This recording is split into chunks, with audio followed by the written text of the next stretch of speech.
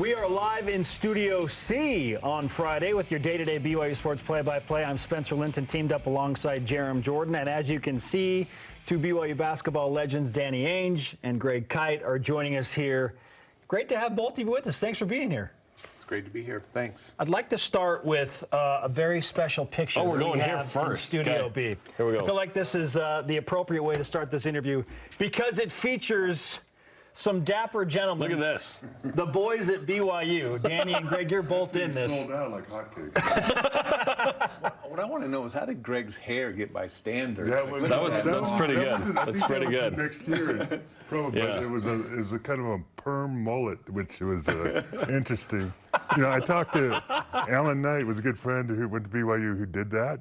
And I talked to him the other day. I said, you know, you ever seen those old pictures of the old Microsoft guys when they're hippies? Paul Allen, Bill Gates. I said, we had to recreate that while we're still around. It looks good. Our only Although, Danny, can you get up?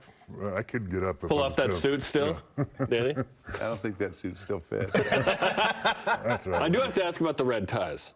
Who chose the red? Oh, that's a mistake. That's a big mistake. That's exactly right, Greg. That's a mistake. We didn't realize that. So, but it's still sold. Maybe Ute fans bought it too. It's sold out. For that reason. Now, be honest, Greg, do you have this picture in your house anywhere? We have it rolled up somewhere, Okay. and the kids love it, and they all want a copy. So. Danny, I'm hoping this awesome. is framed in your new home. I haven't seen that picture for 40 years. Oh, that's awesome. And I can't remember who gave that to us, but they donated to the set, so it sits on there, which is super I think cool. They actually did a handout at one of the games of like 5,000. That's awesome. So obviously this weekend is the Portland game honoring the 1981 team, which we consider to be the greatest team in BYU history. It's hard to argue with the Elite Eight. Do you guys feel like you were the best team ever at BYU still to this day? Been lots of great teams here, but yeah, I'll vote for number one, and we feel like we really should have gone to the Final Four and been there. But it was a lot of fun. But it's great to be part of the BYU basketball legacy. I follow it. I'm in the East Coast in Florida, and these 11 p.m. games are killing me, but I have to watch them anyway. It'll get a little bit better in the Big 12 at Central Time, we think. But yeah. 81 was a great team, but I'm not sure 1980 wasn't better when we had the same group of guys, and we had Durant and Scott Runya on that team, and Alan Taylor, right? So that was, I think, 80. We might have actually been better, but the loss of the 80 NCAA championship game, I think, really motivated us in 81. So you needed 80 to become 81? No, I don't know about that, but we were good in 80 too. That might have been the most stacked team we had. Talent, you're saying? Yeah, we lost to Clemson up at Weber State in the first round. After having a big lead, yeah. But they had some talented guys, Larry Nance and some others that were great team too. Yeah, well, Fred Roberts has said as much about that 1980 team, loaded with talent. Who's the unsung hero on the 1981 team? Who's the guy on the roster that you feel like deserves more credit for what that team did? And we'll start with you, Danny. I think Timo was a really good player off the bench for us. I think, obviously, Greg Balliff, I get all the credit for hitting the shot to win the game against Notre Dame, but Greg hit a huge shot, top of the key. He was probably our best outside shooter at that time. Steve Craig also, like one of the great athletes of that time. I think that, the thing that stands out to me about that team was our rebounding. I mean, Greg and Trumbo and Fred were, maybe the most dynamic rebounding tandem in college basketball at that time. Gary Furness coming off the bench, he could get some rebounds, and so we didn't drop off a lot when we had a sub in on the front line. I'd say Steve Craig's probably the unsung guy. He was a terrific athlete, and probably doesn't get as much due as he deserves. He's going to give you a call and thank you for that. You know that, right? And people forget, the WAC was loaded that year. You guys took third and were a 6th seed. It wasn't like you were this number 1 seed, you know what I mean? I think Utah, Wyoming, and us were all in the top 20. San Diego State had Michael Cage and the young Tony Gwynn playing basketball. People forget. What was it like to battle with those three that season? It was incredible. I remember, particularly, the games with Utah were always, everybody knows what that's like. But I remember going to that Wyoming, the old rodeo arena they used to play in, and it's 10 a.m. and I think it's a noon game, and all their students are out there already lined up and not sober and swearing at us. And we had so usual Dan Lambert. And we had a game. You remember that they threw I think there were 3 times they stopped a fast break by throwing an ice full of a tumbler glass out on the floor, and nothing happened. They get a warning from the referee. They had thrown worse in the 60s. Oh, yeah, yes, yeah. they had. But the Wyoming So fans were fun. incredible. It Yeah. was a lot of fun. Yeah, it was a lot of fun. Everybody hated BYU in that era, but it was, that conference. Greg and I had a chance to play with Charles Bradley with the Celtics, first-round pick out of the Celtics. I had a chance to be teammates with Tom Chambers, both later in our career. And by the way, shout out to Tom Chambers. He'll get his number retired in Utah on February 5th. I don't know what took him so long. Guy's like a 4 or 5 time All-Star in the NBA, but terrific, terrific player and a good teammate. And but yeah, those were stacked. Danny Vrains and Pace Mannion and Charles Bradley and Bill Garnett. Was that his name? Bill Garnett? Mike Jackson. Mike Jackson. Yeah, those guys were. Chris Engler. They had about 4 or 5 pros on that team. And Yeah. they used to, trying to guard Charles Bradley. They had, Wyoming used these signs to call their plays, and when they gave Charles the ball, they just said all night, the ball was going to score all night. They were like a modern football team. Yeah. Throwing But the winning anywhere on the road. I mean, UTEP was tough. New Mexico was down with some recruiting violations, but they gave us some tough games. Colorado State. It was not, it wasn't an easy league by any means. Yeah, I like to shine the spotlight on the fact that this BYU team in '81, played and beat a lot of great teams. And while we're talking about Utah, I believe it was your senior night, 23,108 fans, which is still a Marriott Center crowd. You're down double digits early. You come back and win that game. And so as great and as amazing as that Notre Dame win was, like, I kind of wish that I were able to be at that Utah game, because people talk about that like that. It's just packed to the gills. What do you remember about that Utah BYU game in the Marriott Center? Well, first of all, Utah was a great team. And, like with Vrains and Chambers, the top 2 of the top 7 picks in the draft the following year.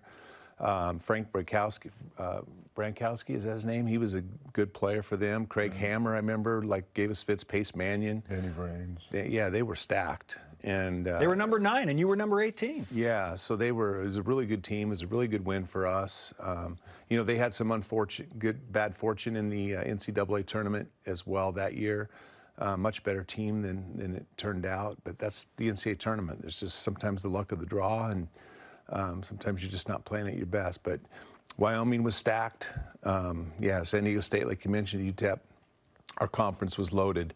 I think in those 2 years there was probably I don't know, but even in the playoffs that year, we played Princeton first, and Princeton, I've spent most of my executive career competing against Steve Mills, who was the star player of that team, of Princeton, 1981. And then Michelle Obama's brother, Craig Robinson, was a coach at Oregon State. I tried to hire him. He was at Princeton team. He was the second leading scorer. We played. He ran that offense, the Pete Carroll offense. It was not easy to defend. And then we played UCLA, and they had 7 NBA players on that team. And they were the 2 seed, including Mark Eaton, who has his. He didn't play a lot in that team, but he's had a number retired in Salt Lake. Right on down the line, our paths have crossed with so many of those guys and so many legendary teams. But Notre Dame also, they had 5 first-round picks on that team that we beat. And that was when there was only 23 teams. So 5 of the top 20, 3 or 25 players in the college ranks. And just about everybody, all those NBA picks and college all-stars, they were staying 2, 3, 4 years. I mean, Danny, Ralph Sampson's played 4 years, the guys at Notre Dame. So they had not only that, it wasn't the one and done era, and they had a lot of experience collectively. So when you go into that, you finish the regular season, it looks like, with that win over Utah, huge win. You get a 6th seed, you play Princeton, and then UCLA, Notre Dame, Virginia, of course. The UCLA win almost gets forgotten in the shadow of the amazing Notre Dame win, but beating UCLA by 23 is not something to, shirk. Greg, what was that like to beat UCLA in that fashion to get to a situation where he had the Notre Dame game? That was a lot of fun, and I think I scored 10 points, which was amazing in itself. So I'm just kidding. To get the ball that many times. I got a few rebounds. He missed a couple.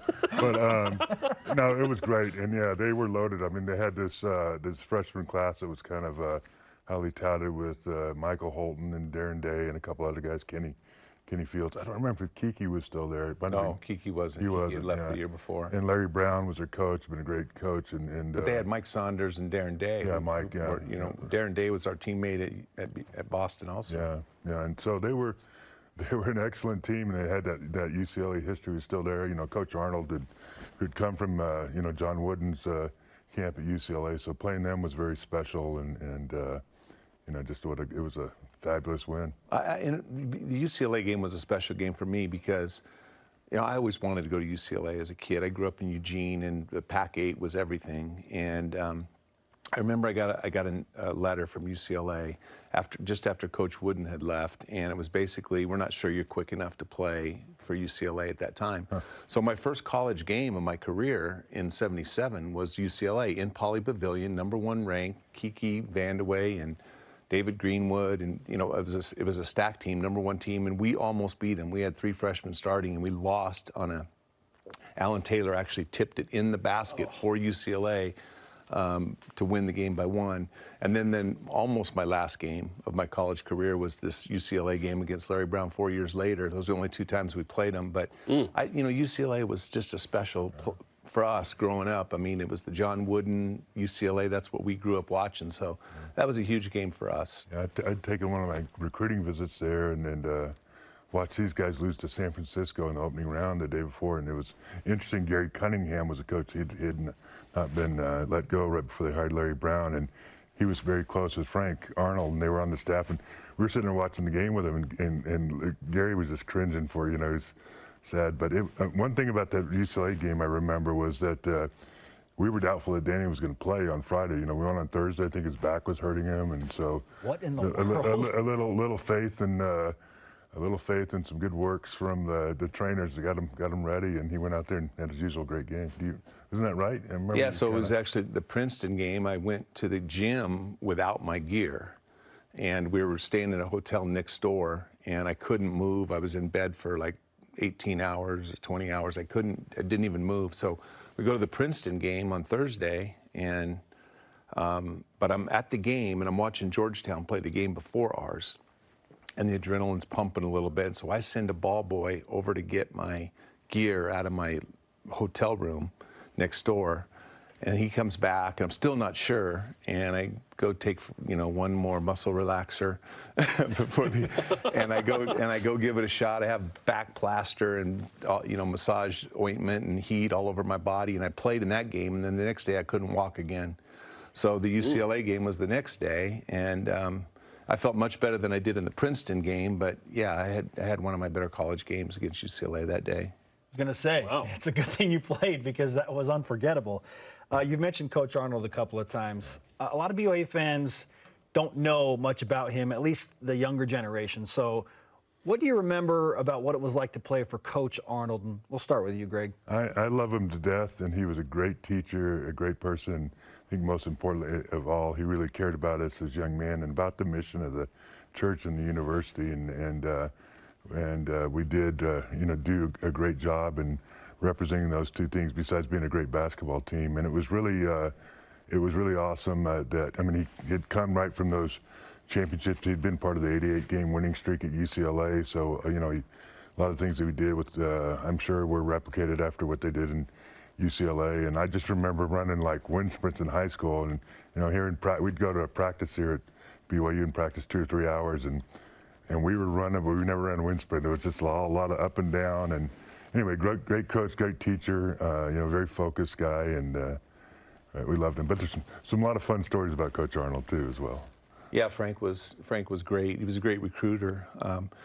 You know, when he comes into your home, you know, he recruited Bill Walton and Marcus Johnson at UCLA and some special players in that era. And he also had recruited my older brother to UCLA when he was in high school. So I knew Frank, or you know, he probably didn't remember me, but when he came to my home, I had remembered him when he had come to visit my brother at UCLA. So, but yeah, his pedigree was impressive, and he's a great man. I hated to see Coach Arnold leave BYU because of, you know, the impact that he had. He continuously told us that, you know, you didn't play if you're getting below a C in a class. we had grade checks, and we had to like be getting academic standards. You didn't play if you did any, broke any of the rules. It was all about representing BYU. He felt like the basketball program could be the second best missionary tool for the church, and he was adamant that we lived our lives the right way, and that we had integrity and carried ourselves in the right way to represent the university. And I think one thing note about the recruiting, after the Stan Watts era, BYU hit a little lull where the teams were kind of mediocre, and he came in, Danny, and then the next class, Devin Durant and Fred and Robert, Steve Trumbo, myself, and plenty of other guys. So they really turned it around, and it hasn't gone backwards since then. All through Liddell Anderson, Roger Reed, Dave Rose, and now Mark Pope, who's doing a phenomenal job. So it's Frank got 4 or 5 McDonald's All-Americans there in like 3 straight years, and that was a lot. Like that didn't happen at BYU. We're going to need that in the Big 12 here pretty soon. That'd be nice, right? Greg, was Danny paying for everything at this point in the 80s since he was with the Blue Jays and had a little extra cash? No, Coach Harry Anderson was. On the road, we would always go. Guys would order milkshakes and stuff to room service, and they'd charge them Coach Anderson's room. So. I was funding Trumbo in the poker games on the road. Yeah, and our only income was I think Trumbo led this. We'd always guess which bags were going to come out first on the bag carousel at the airport, and everybody put in $1, so the winner got That's funny. Oh, love that. You still had some. But what Honor Cut Standards office didn't know about that. No, you weren't with Jim, you know what I'm saying? We should tell him, about how much Coach Arnold, cared about us doing the standards. I got a little ticked at Coach Arnold one time, and on a flight, you want to, the Sanka story? Oh, I want you to tell it. That's a great story. So we're flying to Hawaii, or I think San Diego to Hawaii, and so it's a long flight. And for whatever reason, Coach Arnold had been, John, I was a little ticked off or whatever, which I was pretty easygoing and not usually that way. So I ordered a cup of Sanka from the flight attendant. Kind of not coffee, but a coffee decaf substitute. coffee. And it's sitting there, just let it sit there for a while. I think I inhaled, but I didn't do it. That was Greg's rebellious streak. That's good. That's quite the moment. And Danny's rebellious was testing the theory. Coach Arnold come from I think the trainer and things at UCLA, where you had a real regimented pregame ritual where you didn't want you to eat a lot of dairy products or milk or extra sour cream, and before the game, don't strain your eyes by watching TV. So we'd go over to the Cannon Center and have pregame meal. I think Danny skipped it one day and went and got a cheeseburger and a shake and stuff like that. At the malt shop. At the malt shop, and then came in and watched MASH for an hour or something, and went out and scored 36 points. He would have had 45 if he'd held it to the. Clearly. My rebellious streak was more with the psycho-cybernetics. Oh yeah. We had beds in the Marriott Center. We're supposed to go take naps and listen to these tapes of this positive thing, psycho-cybernetics tapes. And I think I lasted about 15 minutes one day, and then Frank got mad at me because I was out jumping on the Cosmo trampoline. Supposed to be taking a nap. Doing dunks. Couldn't resist. Doing dunks off the trampoline. Couldn't resist. Oh my God. You have a great appreciation for the Cosmo dunk team then. Yes. Yeah, that's funny. Wonderful to have both of you with us. Long overdue to honor this 1981 team. We're looking forward to that tomorrow night. Thanks for hanging out. This is Studio C. Yeah, thanks, guys. Thank you. Been great. Thanks. Good to be here with you guys.